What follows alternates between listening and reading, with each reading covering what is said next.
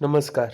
આજે આપણે પ્રકરણ નંબર 4ની અંદર આગળના જે વિડીયોની અંદર ભાગ 1 અને ભાગ 2ની અંદર આપણે 1 થી 29 પ્રશ્નની માહિતી મેળવી. હવે આપણે પ્રશ્ન નંબર 30થી આજે શરૂઆત કરશું. તો પ્રશ્ન નંબર 30 છે કે ક્રિયાશીલ સમૂહ એટલે શું? ઉદાહરણ આપો. તો આપણે કાલે જે બીજા વિડીયોની વાત કરી હતી કે વિષમ પરમાણુ એટલે શું, તો આપણે કીધું કે જે હાઇડ્રોકાર્બન છે એની શૃંખલામાં એક અથવા વધુ હાઇડ્રોજનનું વિસ્થાપન કરતા તત્વને વિષમ પરમાણુ કહેવાય છે. બરાબર. તો એવી રીતે જ તે અહીંયા શું છે તો કે જગ્યાએ કાર્બનની જગ્યાએ આપણે શું કાર્બન અથવા તો હાઇડ્રોજનની જગ્યાએ કોઈ ક્રિયાશીલ સમૂહ એડ થશે. બરાબર. એક જ ક્રિયાશીલ સમૂહ ધરાવતા જુદા જુદા કાર્બનિક સંયોજનની રાસાયણિક પ્રક્રિયાઓ સમાન હોય છે. બરાબર. અને જુદા જુદા ક્રિયાશીલ સમૂહ ધરાવતા કાર્બનિક સંયોજનોની રાસાયણિક પ્રક્રિયાઓ અને ગુણધર્મ કેવા હોય છે તો કે જુદા જુદા હોય છે. હવે ક્રિયાશીલ સમૂહની આપણે વાત કરીએ તો સૌથી પહેલાં છે Cl વિષમ પરમાણુ ક્લોરીન અને બ્રોમિન. તો એનો જે હેલો ક્રિયાશીલ જે સમૂહ જે છે તે કયો છે તો આપણે કહી શકાય કે કયો છે તો હેલો. કયો છે? હેલો. અને વાત કરીએ તો એમાં કયું લાગે? Cl અને Br. હવે વાત કરશું આપણે ઓક્સિજનની. તો જે ઓક્સિજન છે તો ઓક્સિજન ક્યારે એની અંદર આવે? આલ્કોહોલ, આલ્ડીહાઇડ, કીટોન અને કાર્બોક્સિલિક એસિડ. તો આવી રીતે જે આપણે વાત જે કરી તે કેની હતી તો કે આની. બરાબર છે. આગળ જોઈએ. સમાનધર્મી શ્રેણી એટલે શું? તેની લાક્ષણિકતા.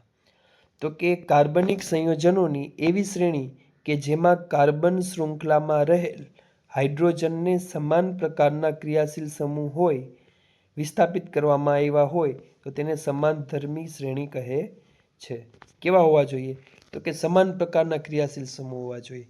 આપણે ક્રિયાશીલ સમૂહ જોઈએ આપણે હેલો છે એટલે ક્લોરો ને bromo, alcohol, aldehyde, ketone, carboxylic acid. તો આની અંદર શું કહે છે તો કે સમાન પ્રકારના ક્રિયાશીલ સમૂહ હોવા જોઈએ. એને શું કહેવાય? સમાનધર્મી કહેવાય. બરાબર છે. હવે સમાનધર્મી શ્રેણી હોય એમાં દરેક સંયોજનોમાં રહેલા તત્વો અને ક્રિયાશીલ સમૂહ કેવા હોય છે તો કે સમાન હોય છે. જેમ કે આલ્કોહોલ હોય તો શું લાગે? OH. બરાબર. પછી આલ્કેન હોય તો એનું સામાન્ય સૂત્ર શું છે તો કે CnH2n. કે શ્રેણીના તમામ સભ્યોને એક જ સામાન્ય સૂત્ર હોય. બરાબર. પછીનો જે એની વાત કરીએ તો કે શ્રેણીના કોઈ પણ બે ક્રમિક સભ્યો વચ્ચે જે તફાવત છે એ કેટલો હોવો જોઈએ? CH2. શ્રેણીનો કોઈ પણ બે ક્રમિક સભ્યોનું અણુ દર 14U જેટલો તફાવત હોય છે. કેટલો? તો કે 14U. અને નામકરણ કરતી વખતે શ્રેણીના દરેક સભ્યના નામની પાછળ એક સરખો પ્રત્યય લાગે છે. બરાબર. દરેકમાં જે પ્રત્યય છે કેવો હોવો જોઈએ? એક સરખો. શ્રેણીના દરેક સભ્યમાં જો સમાન ક્રિયાશીલ સમૂહ હોય, ધારો કે બધામાં OH હોય તો એટલે શું થયું તો કે આલ્કોહોલ. તો કે તે શ્રેણીમાં દરેક સભ્યની રાસાયણિક પ્રક્રિયાઓ પણ કેવી હોય છે? સમાન હોય છે. કોઈપણ સમાનધર્મી શ્રેણીમાં જેમ અણુ દર વધે તેમ ભૌતિક ગુણધર્મોમાં પણ ક્રમ બનતા જોવા મળે છે. બરાબર. આગળ જોઈએ. પછીનો પ્રશ્ન છે કે કાર્બન સંયોજનોનું નામકરણ કરવાની પદ્ધતિ ટૂંકમાં સમજાવો. બરાબર. આપણે ખાલી કેવી રીતે નામકરણ કરવાનું છે તેની માહિતી છે.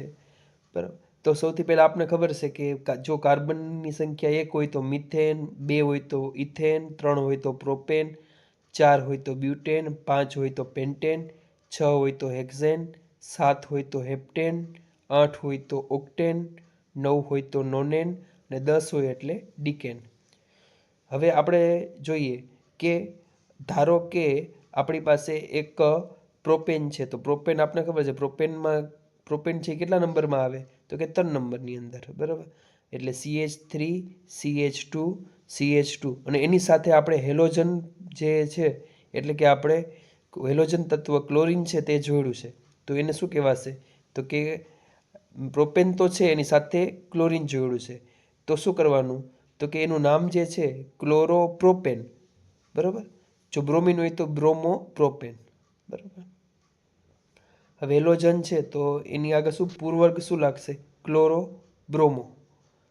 આલ્કોહોલ હોય તો પાછળ જે પ્રત્યય લાગશે, તો પ્રોપેન હોય તો શું થઈ જશે? પ્રોપેનોલ. આલ્ડીહાઇડ હોય આલ્ડીહાઇડ તો આલ લાગે તો શું આવશે? પ્રોપેનાલ. કીટોન હોય તો શું લાગશે? ઓન તો શું આવશે? પ્રોપેનોન. કાર્બોક્સિલિક એસિડ હોય તો શું લાગશે? ઓઇક એસિડ એટલે પ્રોપેનોઇક એસિડ. દ્વિબંધ હોય તો શું આવશે? પાછળ ઇન લાગશે પ્રત્યયમાં, પ્રોપીન, મિથિન એવી રીતે. ત્રિબંધ હોય તો શું લાગે? આઈન, પ્રોપાઇન, બ્યુટાઇન, બરાબર છે. તો આ જે હતું તેનું નામકરણ કરવાની રીત, બરાબર. હવે આપણે આગળના ઉદાહરણ જોઈએ કે અહીંયા આપણે નામકરણ કરવાનું છે, બરાબર. તો સૌથી પહેલાં આપણે જોઈએ તો કે નામ જોઈએ તો આપણે સૌથી પહેલાં છે કાર્બનની સંખ્યા કરવાની. કેટલી છે? 1 2 3 4. એટલે 4 એટલે શું થશે? મિથેન, ઇથેન, પ્રોપેન અને બ્યુટેન. તો શું લખવાનું સૌથી પહેલાં? બ્યુટેન. હવે જે બ્રોમિન છે એ કેટલામાં નંબર ઉપર છે? આપણે ધારો કે અહીંથી ગણીએ તો 1 2 3 4. તો કેટલા નંબર ઉપર છે? તો 2 નંબર ઉપર. તો શું આવશે? 2 બ્રોમો બ્યુટેન. શું આવશે? 2 બ્રોમો બ્યુટેન. ખબર પડી ગઈ? આવી રીતે આપણે નામકરણ કરવાનું છે, બરાબર.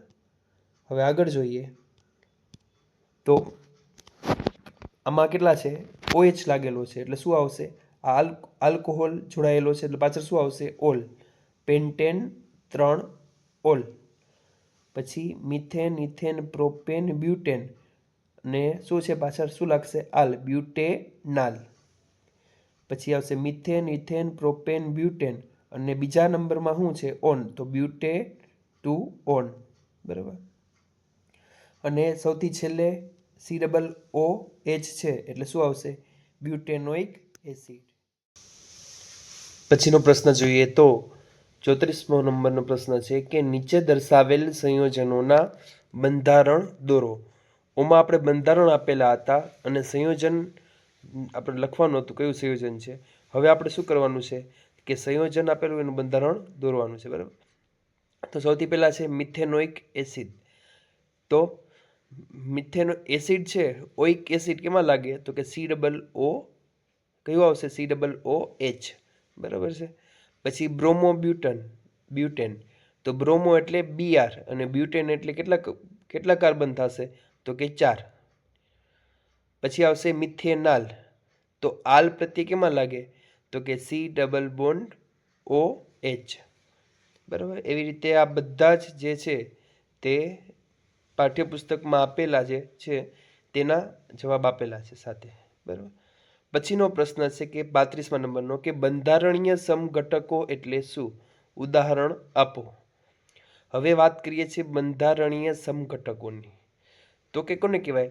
તો કે જેના અણુસૂત્રો સમાન હોય પરંતુ બંધારણીય સૂત્ર કેવા હોય? અલગ હોય તો તેને શું કહેવાય? બંધારણીય સમઘટકો કહે છે. શું સરખું છે? તો કે અણુસૂત્ર સરખા પરંતુ બંધારણીય જે સૂત્ર છે એ કેવા હશે? અલગ. તો આપણે ઉદાહરણ જોઈએ તો પેન્ટેન છે તો પેન્ટેન એટલે C5H12, બરાબર. તો આપણે સૌથી પહેલાં શું કર્યું તો કે એન પેન્ટેન.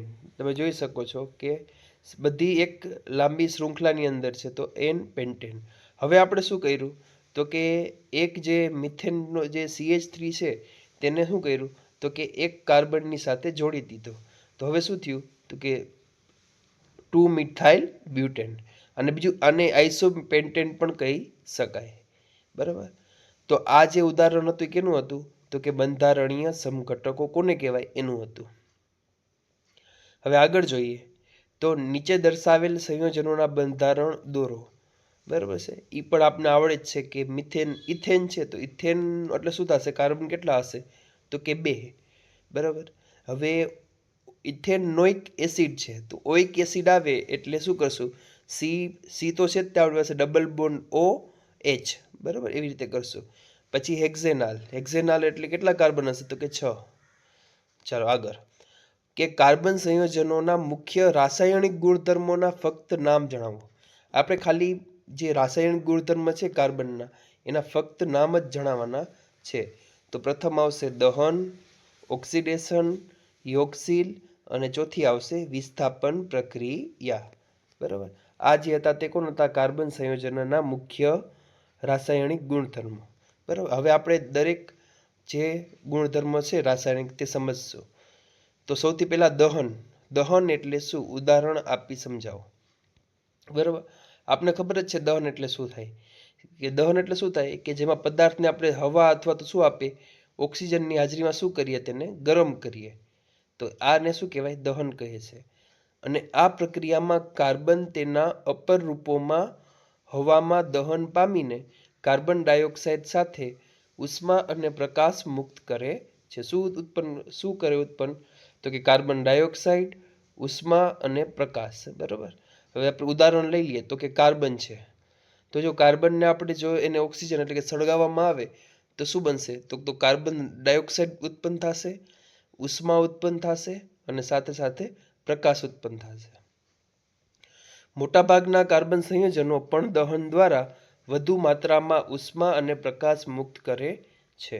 બરાબર, આ એક પ્રકારની ઓક્સિડેશન પ્રક્રિયા પણ કહેવાય છે. બરાબર, આ જોઈ શકો, આ ઉદાહરણ તમે જોઈ શકો છો કે કાર્બનને જો સળગાવવામાં આવે તો કાર્બન ડાયોક્સાઇડ, ઉષ્મા અને પ્રકાશ ઉત્પન્ન થાય છે. આ હતું દહન.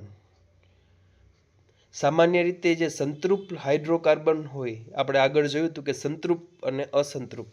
સંતૃપ્તમાં કોણ આવે? તો કે આલ્કેન. બરાબર, જો સંતૃપ્ત હાઇડ્રોકાર્બન હોય તો એ કાળા ધુમાડા રહિત હોય. બરાબર, અને જ્યારે અસંતૃપ્ત હાઇડ્રોકાર્બન હોય તે કેવા હોય? કાળા ધુમાડા સાથે પીળી જ્યોત આપે છે. બરાબર, કપૂર અને આલ્કોહોલ કેવા છે? તો કે સંતૃપ્ત છે. જ્યારે નેપ્થેલિન એ કેવું છે? તો કે અસંતૃપ્ત છે. બરાબર, હવે વાત કરીએ પછીનો પ્રશ્ન. તે આપણે સામાન્ય માહિતી માટે જ છે પણ આપણે તો પણ યાદ કરી લઈએ. બરાબર, કે કોલસા અને પેટ્રોલિયમનું નિર્માણ સમજાવો. બરાબર, તો સૌથી પહેલા કોલસા કેમ બન્યા એના વિશે માહિતી મળે. તો કે લાખો વર્ષ પહેલા જ્યારે પૃથ્વી પર મોટા મોટા જે જંગલો હતા, મોટી જે બધી વનસ્પતિઓ હતી એ ખૂબ જ હતી. તો ભૂકંપ અથવા જ્વાળામુખી આવી ને તો એના લીધે શું થયું કે આ આખા જંગલો છે એ કેમાં દટાઈ ગયા? તો કે જમીનની અંદર. હવે જમીનની નીચે શું થયું? સમય જતાં માટી અને ખડકોના સ્તર વધવા લાગ્યા અને જેના લીધે તેનું શું થયું? દબાણ વધ્યું અને અતિશય ગરમીના લીધે શું બન્યું? ધીમે ધીમે તે કોલસામાં ફેરવાઈ ગયા. તો આ હતું કોલસો. હવે વાત કરીએ પેટ્રોલિયમ અને કુદરતી વાયુની. તો હવે પેટ્રોલિયમ અને કુદરતી વાયુ જે છે તે સમુદ્રમાં રહેતા સૂક્ષ્મ જીવો અને દરિયાઈ છોડના અવશેષો. લાખો વર્ષ પહેલા આ જીવો મૃત્યુ પામ્યા અને જેના શરીર જે છે એ ક્યાં? તો કે સમુદ્રના તળિયે જમા થયા. સમય જતાં આ મૃત અવશેષો દરિયામાં કાદવ, રેતી અને માટીના સ્તરોમાં ઢકાતા ગયા અને અંતે શું મળ્યું? તેલ અને કુદરતી વાયુ. બરાબર, પ્રશ્ન નંબર 40 જોઈએ. તો કે આલ્કોહોલનું ઓક્સિડેશન સમજાવો. કેનું? આલ્કોહોલનું. હવે દહનની વાત કરી, હવે આપણે વાત કરશું ઓક્સિડેશનની. તો કે કાર્બન સંયોજનોનું દહન કરતાં તેમનું સરળતાથી ઓક્સિડેશન થઈ શકે છે, જે સામાન્ય રીતે પૂર્ણ ઓક્સિડેશન છે. હવે કેનું સંયોજન કીધું છે? કાર્બન સંયોજનોનું શું કરવાનું? દહન કરતાં તેમનું ઓક્સિડેશન થઈ શકે છે. બરાબર, તો આપણે જોઈ શકીએ છીએ કે ઇથેનોલ જે છે તેને આપણે KMnO4 ની સાથે ઉદ્દીપકની હાજરીમાં ઉષ્મા સાથે જો પ્રક્રિયા કરવામાં આવે તો શું બનાવે છે? તો કે એસિટિક એસિડ બનાવે છે. તમે જોઈ શકો છો. હવે વાત કરી આપણે અહીંયા KMnO4 ને આપણે શું કીધું? કે ઉદ્દીપક કીધું. હવે આ ઉદ્દીપકનું કામ શું છે? તો કે ઉદ્દીપક કોને કહેવાય? તો કે એવો પદાર્થ કે જે પ્રક્રિયાને અસર પહોંચાડ્યા વગર જ પ્રક્રિયાને જુદા જુદા દરથી આગળ વધારે તેવા પદાર્થને ઉદ્દીપક કહે છે. ઉદ્દીપકનું કામ શું છે? ખાલી જે પ્રક્રિયા છે તેની સ્પીડમાં વધારો કરવો. બરાબર છે. પછીનો પ્રશ્ન જોઈએ તો કે યોગશીલ પ્રક્રિયા એટલે શું સમજાવો. તો યોગશીલ કોને કહેવાય? તો કે જે રાસાયણિક પ્રક્રિયા દરમિયાન કાર્બનિક સંયોજનોમાં બીજો અણુ ઉમેરવાથી નવું કાર્બનિક સંયોજન બને તો તે પ્રક્રિયાને યોગશીલ પ્રક્રિયા કહે છે. હવે તમે અહીંયા જોઈ શકો છો કે અહીંયા કયું અસંતૃપ્ત હાઇડ્રોકાર્બન છે, એટલે કે આલ્કીન છે. એની નિકલ ઉદ્દીપક અને હાઇડ્રોજનની હાજરીમાં જો પ્રક્રિયા કરવામાં આવે તો આપને શું મળશે? તો કે અહીંયા જોશો તો સંતૃપ્ત હાઇડ્રોકાર્બન મળે છે. બરાબર છે. તમે જોઈ શકો છો આ આલ્કાઇન છે, એને પણ સેમ પ્રક્રિયા કરીએ તો આપને શું મળશે? સંતૃપ્ત હાઇડ્રોકાર્બન. તો આ જે પ્રક્રિયા કઈ છે? યોગશીલ છે. બરાબર, યોગશીલ પ્રક્રિયા છે. ને આ પ્રક્રિયાનો ઉપયોગ સામાન્ય રીતે વનસ્પતિ તેલના હાઇડ્રોજિનેશનમાં થાય છે. કેમાં? વનસ્પતિ તેલના હાઇડ્રોજિનેશનમાં થાય છે. વનસ્પતિ તેલ છે એ કેવી? લાંબી અસંતૃપ્ત કાર્બન શૃંખલા ધરાવે છે. બરાબર, એ કેવી હોય? અસંતૃપ્ત છે વનસ્પતિ તેલ. અને જે પ્રાણીજ ચરબી છે તે કેવું છે? સંતૃપ્ત કાર્બન શૃંખલા ધરાવે છે. તેથી આપણે વનસ્પતિ તેલ સ્વાસ્થ્યવર્ધક હોય છે, જ્યારે સામાન્ય રીતે પ્રાણીજ ચરબી હોય એ કેવું હોય? સંતૃપ્ત ફેટી એસિડ હોય છે, જે સ્વાસ્થ્ય માટે કેવું છે? નુકસાનકારક છે. આ આપણે જોયું પ્રશ્ન નંબર 42, યોગશીલ પ્રક્રિયા. અને ખોરાક રાંધવા માટે આપણે કેનો ઉપયોગ કરશું? તો કે અસંતૃપ્ત ફેટી એસિડ ધરાવતું તેલ જ પસંદ કરવું જોઈએ. હવે વાત કરીએ કે નહીં તો વિસ્થાપન પ્રક્રિયા. બરાબર, તો વિસ્થાપન પ્રક્રિયા કોને કહેવાય એ જોઈ લે. બરાબર, તો કે કાર્બનિક સંયોજનોના અણુમાં રહેલા પરમાણુ કે પરમાણુઓના સમૂહ અન્ય પરમાણુઓ કે પરમાણુઓના સમૂહ વડે વિસ્થાપન થાય તો તે પ્રક્રિયાને વિસ્થાપન પ્રક્રિયા કહે છે. સમજાય છે? તો કે વિસ્થાપન આપણે પ્રકરણ 1ની અંદર પણ શીખી ગયા છે. શું થશે? તો કે કાર્બનિક સંયોજનોનો અણુ એમાં જે રહેલા પરમાણુ છે એ શું કરશે? અન્ય પરમાણુઓ સાથે શું કરશે? વિસ્થાપન કરશે. શું કરશે? વિસ્થાપન. હવે વાત કરીએ સંતૃપ્ત હાઇડ્રોકાર્બનની. તો જે સંતૃપ્ત હાઇડ્રોકાર્બન છે ને એ અત્યંત બિન પ્રતિક્રિયાત્મક હોય છે, તેમજ મોટા ભાગના પ્રક્રિયકોની હાજરીમાં કેવું હોય છે? નિષ્ક્રિય હોય છે. બરાબર, હવે તમે જોઈ શકો છો કે મિથેન છે અને આપણી પાસે શું છે? Cl2 એટલે કે ક્લોરીન. એને જો સૂર્યપ્રકાશની હાજરીમાં જો કરવામાં આવે, પ્રક્રિયા કરવામાં આવે તો શું થશે? જે ક્લોરીન છે એ શું કરશે? તો કે એ મિથેન સાથે જોડાઈ જશે અને શું થશે? તો એમાં એક હાઇડ્રોજન છે તે દૂર થશે અને એની જગ્યાએ આવશે Cl. બરાબર, આ વિડીયોની અંદર આપણે અહીંયા લગીન પ્રશ્ન નંબર 43 લગીન રાખીશું. આના પછીના પાર્ટ 4ની અંદર આપણે આ પ્રકરણને પૂર્ણ કરશું. જો તમને વિડીયો ગમ્યો હોય તો લાઈક કરજો અને વધારેમાં વધારે મિત્રોને શેર કરજો, જેથી તે પણ પરીક્ષામાં સારા માર્ક્સે પાસ થઈ શકે. Thank you.